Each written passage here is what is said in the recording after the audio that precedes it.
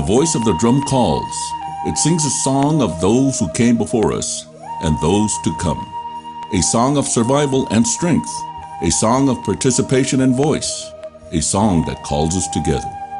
When we come together and participate in the 2010 census, we use this tool as the voice of all our Native people. Our voice. It is in our hands. 2010 Census.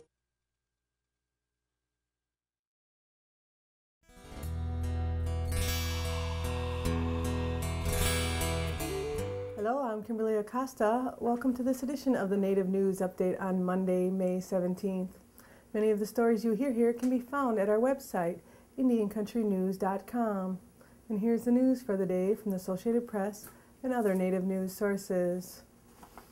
The murder trial of John Graham and Thelma Rios has been moved to November 29th. Graham, 54, and Rios, 64, are charged in the connection with the 1975 slaying of Native American activist Annie Mae Aquash. The state charges involve incidents that allegedly took place in Rapid City shortly before Aquash was killed on the Pine Ridge Reservation. The trial, which is expected to last 3 weeks, had been scheduled for July. First, Arizona enacted a law which critics charged was racist because it appeared to require law enforcement authorities to engage in racial profiling. Specifically, the law instructed the police to stop and question anyone they suspected to be in the country illegally. However, last week, the state moved a step further in an apparent anti-minority direction. Governor Jan Brewer signed into law legislation which could effectively ban Hispanic and Black studies programs from the state's classrooms. The measure signed prohibits classes which advocate racial solidarity and that are designed primarily for students of a particular race or which promote resentment toward another ethnic group. As written, the law could prevent the teaching of past white mistreatment and discrimination against Blacks, Hispanics, and Native Americans. The Newport, Rhode Island area has hundreds of acres of land up for grabs. The U.S. Navy used to own 260 acres of land on the Quadnick Island, and developers are interested in the economic possibilities. The Narragansett tribe, however, is making a bid for the land, claiming that it falls under its ancestral footprint. Local officials are unhappy with the tribe's bid for the land, stating that it wasn't submitted until after years of work and planning had gone into potential development on the property. The Narragansett tribe has asked the Bureau of Indian Affairs to intervene and acquire the land on their behalf, since federal agencies get first refusal on former Navy property. The Bureau has requested to obtain the land for free and to waive the requirement that the one who gets the property pays for its environmental cleanup. The U.S. Navy has determined that the property is at least partially contaminated with asbestos, lead paint, and other hazardous substances. Naval officials are in the process of responding to the Bureau's request. For decades, Native American tribes trying to expand their limited housing base on reservation lands have had to get approval for every leasing agreement, including mortgages from the federal government. The extra red tape has meant delays, sometimes adding years to the process that for many Americans takes only weeks. That could soon change because several lawmakers have introduced legislation to give tribes greater authority in reviewing and signing off on individual leases. The measure, known as the Helping Expedite and Advance Responsible Tribal Housing Ownership Act of 2010, would change a 1955 law and give each tribe the opportunity to develop its own land leasing regulations for housing and commercial development. Once the Interior Department approves those regulations, tribes would have the authority to approve individual leases without waiting for federal action.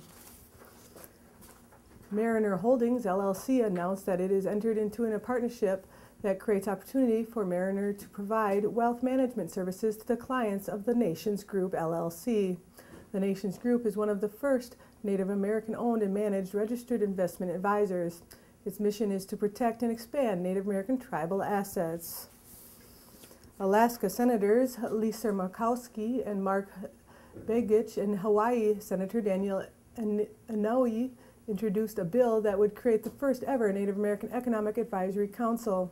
The long-term aim of the new council will be to improve the quality of Native American life and living conditions and access to basic public services.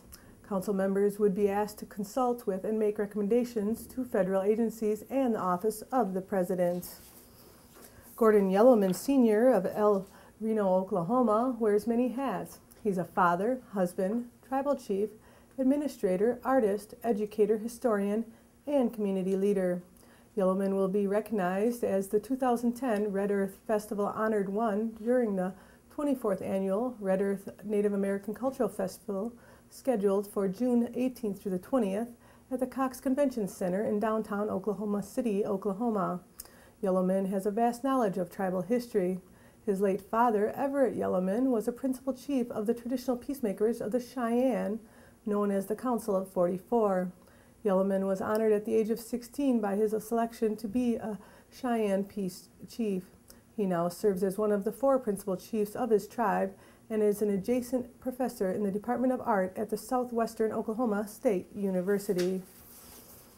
June 19th will be a night of glitz, formal wear, and philanthropy as natives from all across the country converge on Rapid City, South Dakota for the E. Joyce Thompson Charities Red Crystal Gala Ball. The event is a fundraiser for domestic violence and sexual assault organizations serving Native women.